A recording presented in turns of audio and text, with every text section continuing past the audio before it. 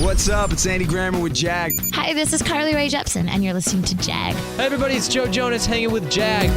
This is Heather Knox with the hottest Jag I've ever seen. Ryan Seacrest with Jag. It's B.O.B. checking in with my homie Jag. So much swag with my homie Jag.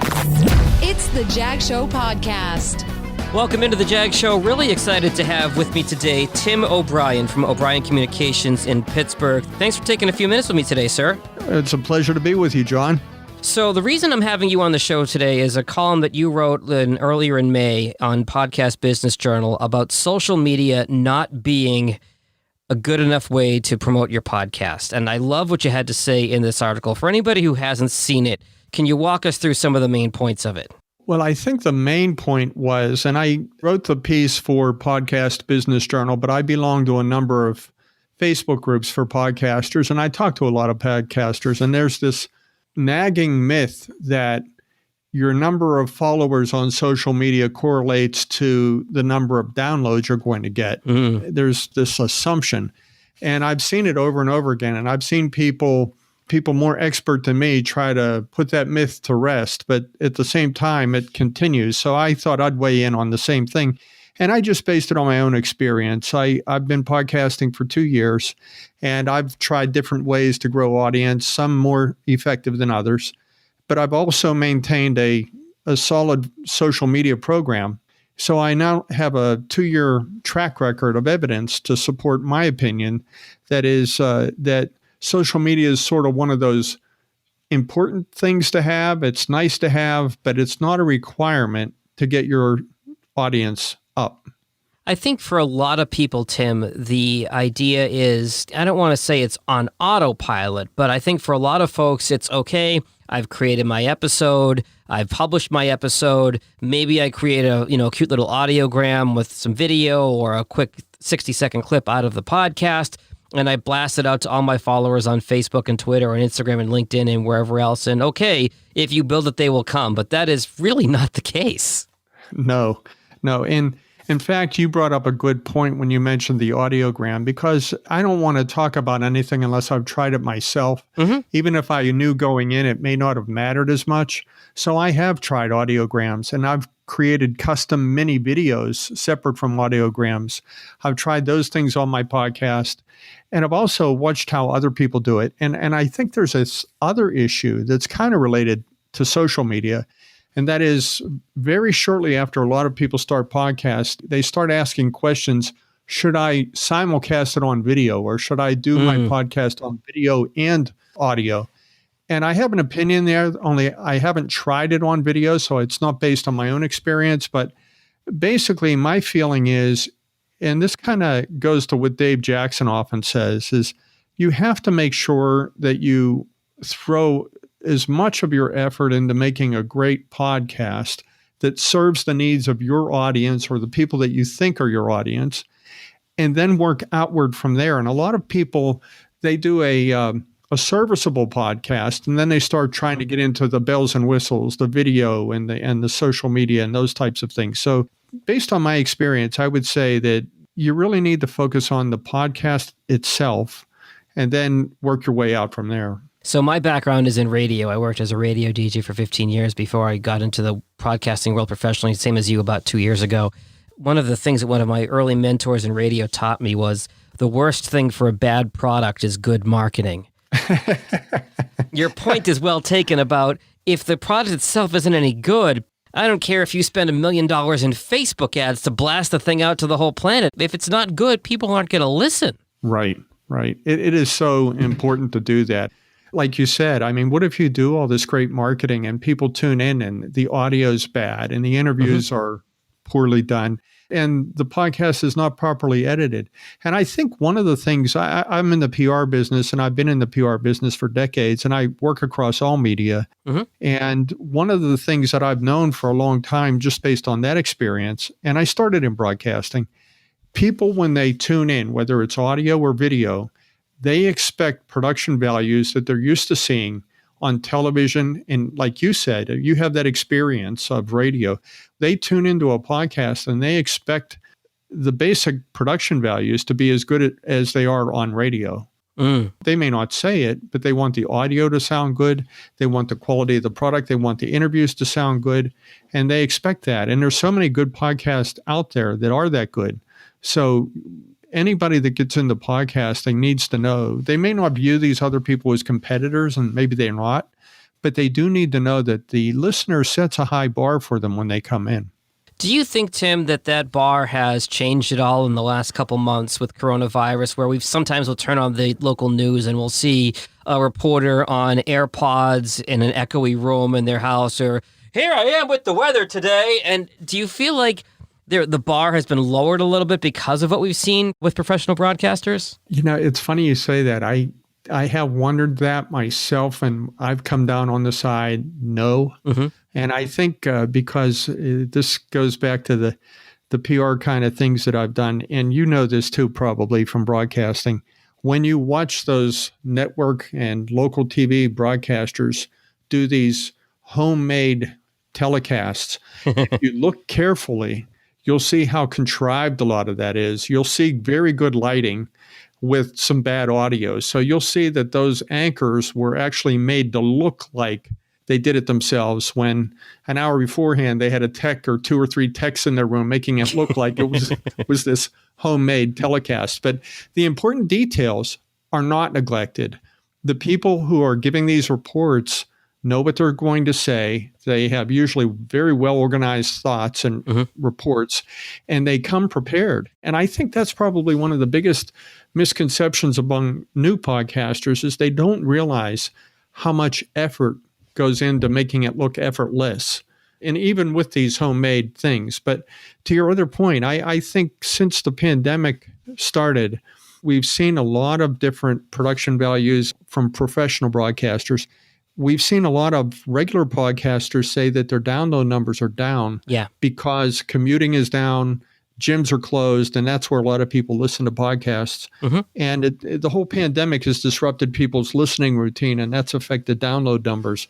On the other hand, I'm hearing other podcasters say that their downloads are up because people are home.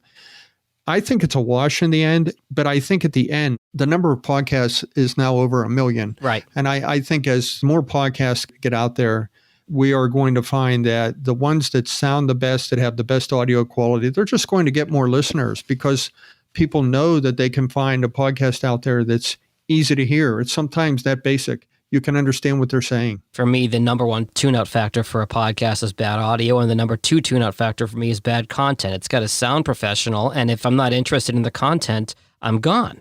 Right. To your point earlier about video, where I think a lot of folks get distracted by all these, shiny objects, including, and I've got the podcast, and now I know how to turn on my microphone, so now I should be doing video and all this stuff.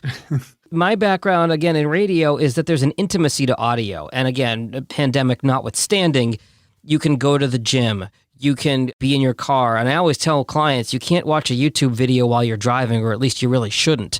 Audio goes in places that video can't. And while there's so much buzz, I'd imagine you've seen from your business, with internet video, there's a certain intimacy to audio. If you think about your favorite morning show host growing up at the radio, that video can't duplicate. So there's really something special about audio, I feel. And I wish less podcasters would get distracted by that shiny object of video. That's my first love, audio. I started in radio in college, working for an NPR affiliate. And then I worked for KDK Radio for a couple of years, and then as a TV producer there as well. And then I've worked in audio since. And to your point, the reason it's my first love is because it is so intimate. Mm-hmm. And I think if you really think about it, how many really great radio personalities do video at the same time? Now, you have a few now, but for the most part, they don't, because they realize that it's tough enough to create a great audio broadcast. And if you do a podcast where you don't have to do it live and you can edit it, I think that's the other thing. By not doing video, you can make your podcast more perfect. Yeah. When you do video, you're kind of stuck with the way things are said. You have to leave a lot of things in because the video would look choppy if you didn't. Right. So that's a big hurdle. Or it'd be a massive undertaking to do all that video editing and smooth it out. It would take you hours. It would probably take minutes to do in editing just the audio. Mm-hmm. We go back to the main crux of your article about the social media not being enough. And I think one of the really good points that you made in there is that podcast audiences and social media audiences are not the same thing. I always tell clients, I'd rather have 20 dedicated listeners to my podcast than 1,000 likes on Facebook, because those podcast listeners are more engaged and you have their undivided attention, or maybe not their undivided attention, but you have more of their attention than it takes to like a cat video, for example. Whereas social media likes and retweets and you name it tend to be sort of this fleeting thing. It only takes a moment and not much effort to interact with it. A podcast is a lot more of a time commitment, and you really drew up the difference between those two subsets in your piece that you wrote for Podcast Business Journal, I thought. It's worth talking about social media, the animal of social media. Speaking of cat videos, I think the animal of social media you have to understand is, let's suppose you post something on Instagram, Facebook, or LinkedIn, 3 places where you might put a photo. Or you might link to an article that has a photo. So many people hit that like button and they never read the article. They never bother reading it. Or they might watch the first 10 seconds of the video, if that. So they'll just keep liking a bunch of things and they'll move on and they move on. And it's almost like a buffet for them. They just keep moving right through. And that's the exercise of social media. So many people that use social media don't even remember at the end of the day how many things they liked or loved or celebrated. So many of those things they just do in passing with no thought. And I think the point of podcasting is we do require, even though we don't require people's undivided attention the way video does, we do require them to listen. And my download numbers are pretty interesting because my average podcast is about 35 minutes long and my average listener length is about 30 minutes. So, and I think that's pretty common in the industry is most people, when they click onto a podcast, they stick with it till the end. And that's pretty rare. I was really surprised at that when I first saw that, when I first got into podcasting, but it's held up all the way through. And I think that's one of the big differences. So people listen to podcasts, they give you their time, they mentally engage with what you're saying the whole time that they are listening. And that is such a big difference from social media. So when people say, I want to get 50,000 followers on Instagram and I want to get 100,000 followers on YouTube, those followers are not nearly as loyal, as you mentioned, as podcast listeners. And when I hear from my podcast listeners, I don't have a lot of podcast listeners by comparison to some, but when I hear from them, they want to talk about the things we talked about in the podcast. They really are engaged. And it's amazing to me. I heard a story I mentioned it in my upcoming episode next week, but I got an email from one of my listeners in California, and his wife visits a prison for women in California. And he told me that his wife shares my podcast with these female inmates. And her goal was to help them turn their lives around. Now, my podcast is not a motivational speaking type of podcast. And I wouldn't imagine you're targeting women's prisons when you started it out. They weren't in my demographic. But it is interesting, the surprising power of a podcast that you never know once you start doing this. So I think going back to your point, if you can have 20 or 30 engaged listeners and you make a difference for them in some way, that is when you're really building an engaged audience in a relationship. And that is more powerful than 100 social media followers. And that's based on my experience. Now, some people who have cult followings on social media, people like the Kardashians or fashion people, maybe that's a different story.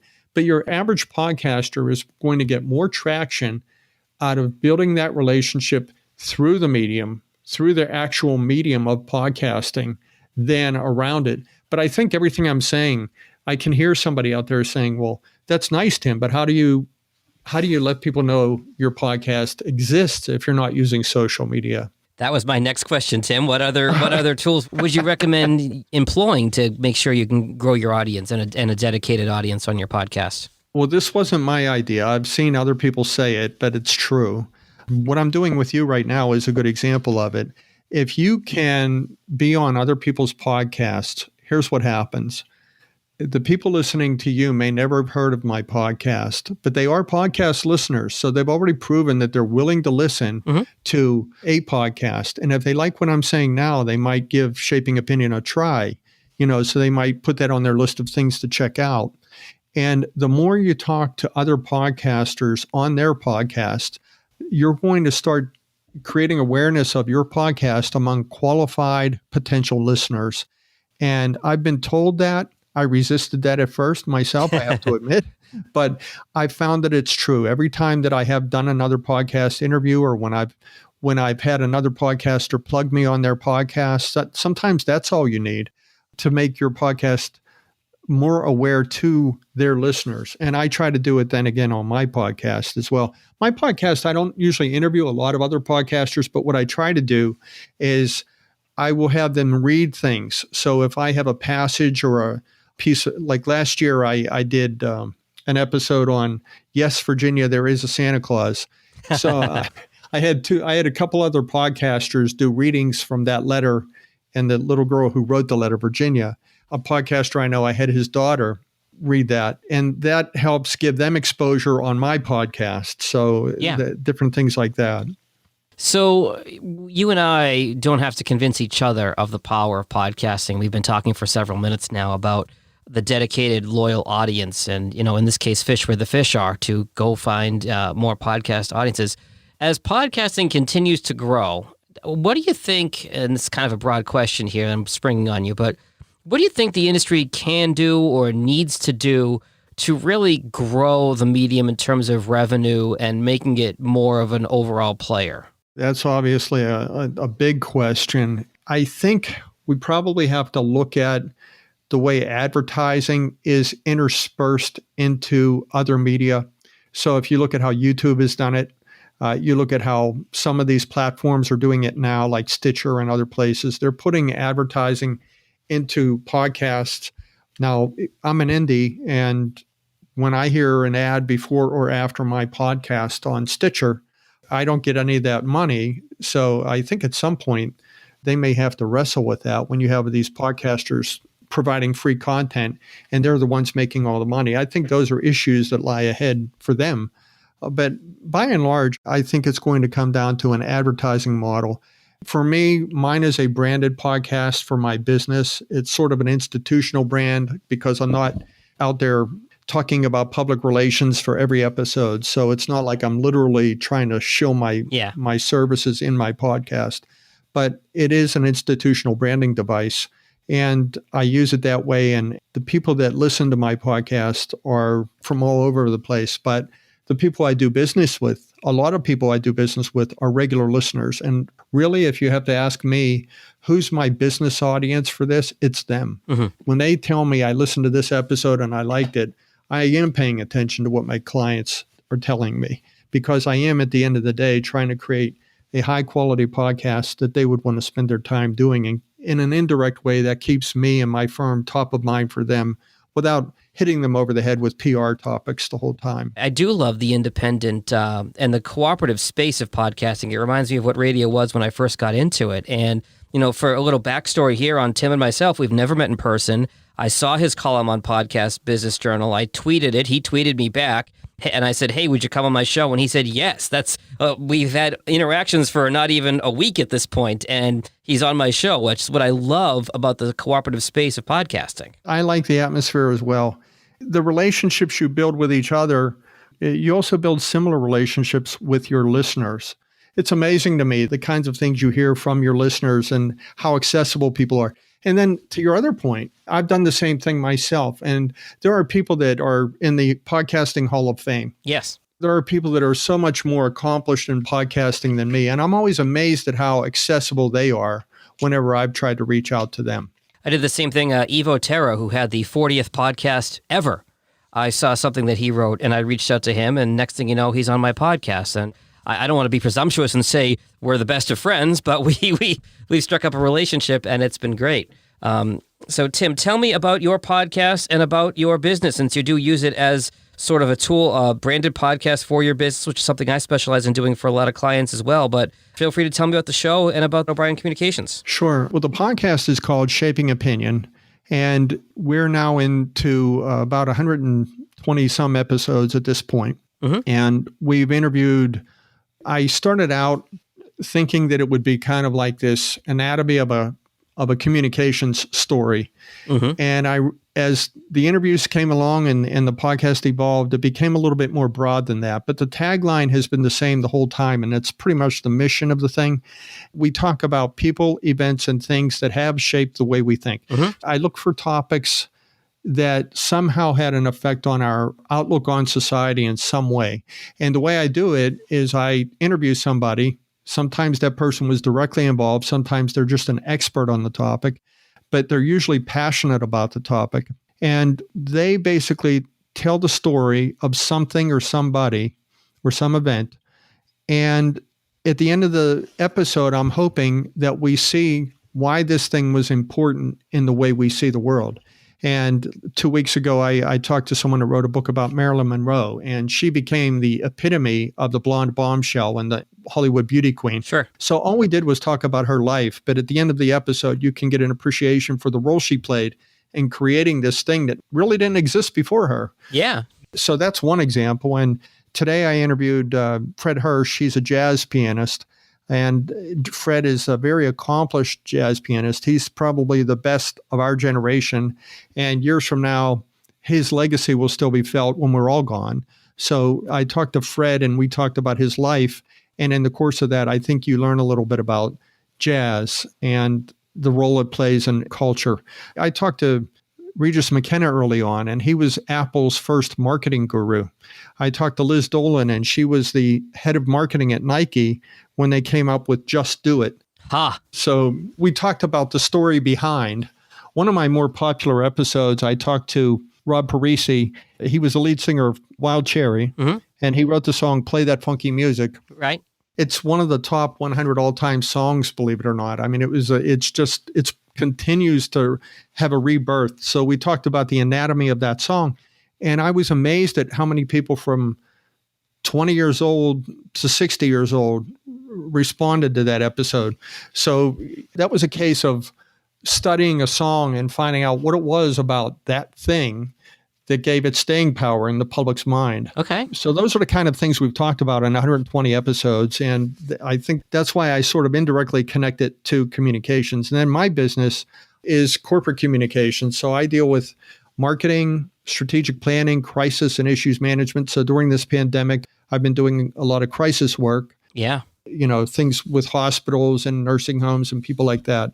And also writing and media relations, publicity. So I do those types of things for clients, and that's my business. So the people that hire me for that, they sometimes need a break from talking about pandemics or crisis communications. Don't we all? And that's why they like the podcast.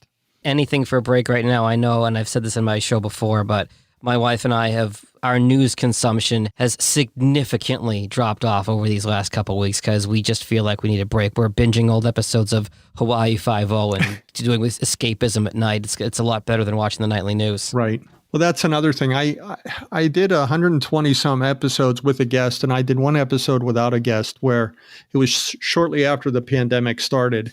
And my whole purpose of it was a monologue based on a blog post that I wrote.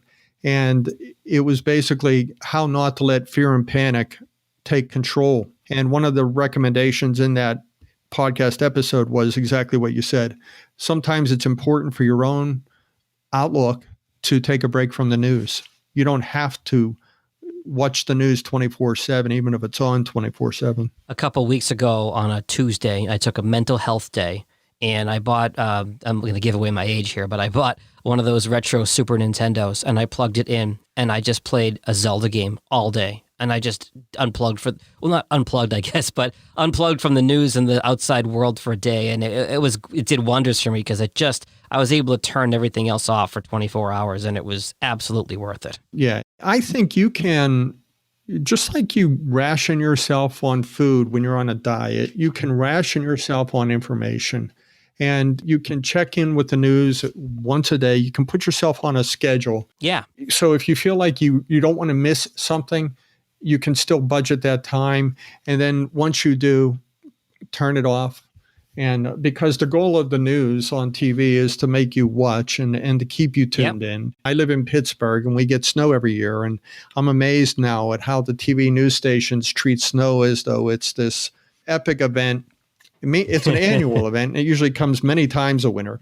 But every time it happens, they act like it never happened before. I wanted to purposely wait till the end of the podcast to reveal that I'm a native Bostonian, considering I'm talking to a Pittsburgher. I didn't want any kind of, football tension here. So, well, there's no tension. It sounds like your new tension will be with Tampa Bay. Fair enough. Tim O'Brien from O'Brien Communications in Pittsburgh. Thank you so much for the time today. Really appreciate your insight. And I think it's an important point to drive home, especially about social media not being the panacea for growing your podcast. Well, thank you very much for having me, John. It was a pleasure. And I love your podcast. I appreciate that, sir. Take care. Thanks for listening to the Jag Show podcast. If you like what you heard, be sure to subscribe in Apple, Spotify, Google, or wherever you get your podcasts. New episodes are published every Tuesday and Friday morning.